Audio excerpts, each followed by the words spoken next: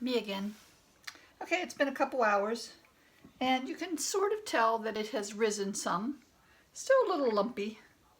I'm going to do the same thing again. I'm going to wet my pan with cold water. And I'm just going to scoop and spin. So I'm sort of stretching this now a little bit more. I'm sort of pulling up a little bit and stretching over top. And this will be the last time we have to stretch it. Usually it takes a couple of these. If you weren't going to bake this until later, you might want to just put this in the refrigerator. The longer it sits and sort of ferments, the more flavor that you get in the bread. And that's kind of it. So that's my second stretch. I posted a picture in the last video of my Dutch oven. My Dutch oven has a lid that is also a frying pan, but it doesn't matter.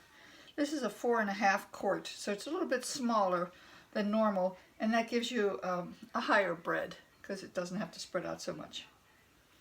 I also have a proofing bowl, which has ridges in it. So you flour the heck out of this. You flour the heck out of the dough, and you put the dough in here and it rises, and then you flip it out into the pan or onto, I'm going to put it on parchment paper. And I do a little reverse math here. If I want to have this for dinner, I need to bake it at least 2 hours before dinner, because you want it to sit for an hour and cool a little, at least a little. It takes maybe 40 minutes to bake it. You need to heat the oven up for 30 minutes. So, you know, you have to kind of back yourself up and decide when to start.